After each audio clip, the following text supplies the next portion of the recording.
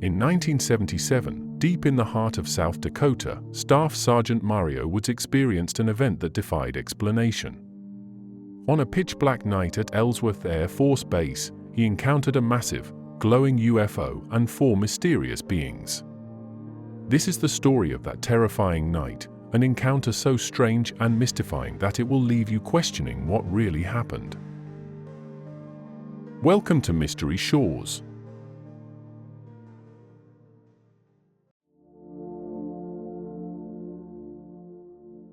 In the heart of South Dakota, nestled amidst the vast plains and undulating hills, lies Ellsworth Air Force Base. Established in the early 1940s, it had become a pivotal site during the Cold War, housing some of America's most formidable nuclear arsenals. It was a place where the hum of B-52 bombers and the silent vigil of missile silos were as much a part of the landscape as the endless prairies that stretched to the horizon. By 1977, the Cold War had cast its long, chilling shadow over the world. The men and women stationed at Ellsworth were guardians of a delicate peace, ever vigilant against threats both known and unknown. Among them was Staff Sergeant Mario Woods, a man whose routine duties belied the extraordinary event that would soon alter his life forever. Mario's days often began in the early hours, the dawn breaking over the flatlands, painting the sky with hues of orange and pink. His role as a security police staff sergeant was to ensure the safety and security of the missile silos spread across the vast expanses surrounding the base. Each day was a mix of routine checks, monitoring security feeds, and responding to any unusual activity within the perimeter. On a typical evening, as the sun dipped below the horizon and the night took over, the atmosphere at the base would turn eerily quiet. The silence was punctuated only by the occasional roar of a B-52 bomber or the distant rumble of trucks patrolling the grounds. It was in this setting that Mario and his colleague, Michael Johnson, found themselves on a fateful night that would defy all explanation. It was a particularly dark night, the kind where the stars seemed to hang just out of reach, casting a faint glow over the landscape. Mario and Michael were stationed at a control center, keeping a watchful eye on the radar and security systems. It was then that Mario noticed a peculiar light in the eastern sky, far beyond the usual flight paths of the base's aircraft. "I thought, what is that? Is that a helicopter?" "A Bu-52, Mario later recounted. But this was unlike any aircraft he had ever seen. The light grew brighter, its intensity unlike anything familiar. Moments later, an alarm signal blared, indicating a breach in the base's perimeter. With a sense of duty and a hint of trepidation, Mario and Michael set out to investigate. Driving through the inky darkness, their truck's headlights slicing through the night, they soon spotted the source of the disturbance. Hovering silently about a mile away was an enormous, glowing object. Mario's heart raced as he described the sight. You could see this pulsation, these orange, red, and white colors. It was the strangest thing. As they drew closer, the scale of the object became apparent.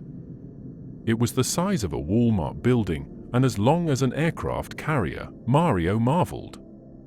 The craft floated just 10 feet above the ground, casting an otherworldly light over the terrain. The silence was deafening, a stark contrast to the sheer magnitude of the sight before them. A sudden beam of intense light erupted from the object, illuminating the entire area as if it were midday. Mario felt an overwhelming force lifting him from his seat, pressure building on his chest, making it hard to breathe. Next to him, Michael was paralyzed with fear, unable to move or speak. In the midst of this surreal experience, a smaller object appeared, hovering just above their truck's hood. It was a spherical device, larger than a beach ball, darting around with impossible speed and agility. It appeared to be some type of drone, Mario explained, though such technology was unheard of in 1977. But the strangest part was yet to come. Emerging from the shadows were 4 beings, 3 small and 1 tall. They moved towards Mario and Michael, not walking, but gliding effortlessly. One of the smaller beings held a wand-like device with a glowing yellow tip, capturing Mario's full attention. Despite the overwhelming fear, a voice, calm and resonant, filled Mario's consciousness. "Do not fear," it said, not in audible words, but as a sensation that reverberated through his entire being. It was an inexplicable form of communication, bypassing the ears and speaking directly to the soul. When Mario opened his eyes again, everything had vanished. The lights, the beings, the enormous craft, all gone. They found themselves parked on a dam, 10 miles away from where the encounter had begun. The vehicle was facing the only exit route, with no tire tracks to indicate how they had arrived. It was 5 hours later than Mario had expected, a temporal anomaly that only added to the mystery. Back at the base, Mario and Michael faced rigorous questioning from their superiors. Medical personnel took skin samples, noting minor burns on Mario's body. He was compelled to sign a non-disclosure agreement, sealing the incident in secrecy. Years later, Mario's story would emerge, a tantalizing glimpse into the unknown. The calm South Dakota night had borne witness to an event that defied all logic and explanation. As Mario reflected on that night, he pondered the nature of what he had seen. Were the beings visitors from another world, or a manifestation of something even more enigmatic? The encounter left Mario with more questions than answers. What had he truly witnessed? What were the intentions of the beings and the enormous craft? The quiet plains of South Dakota held their secrets close, offering no further clues. As the years passed, the story of Mario Woods and the UFO encounter at Ellsworth Air Force Base became a part of the rich tapestry of unexplained phenomena. It served as a reminder of the vastness of the universe and the mysteries that lie just beyond our understanding.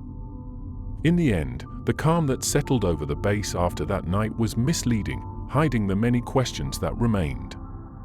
What really happened in the skies above South Dakota?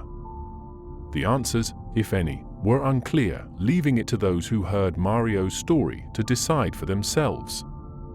The night sky, once familiar and routine, had become a place of mystery, making us all wonder what lies beyond our understanding.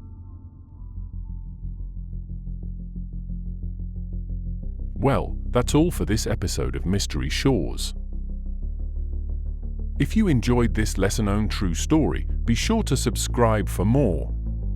We delve into international mysteries that will make you question what you think you know, offering a captivating escape from the everyday.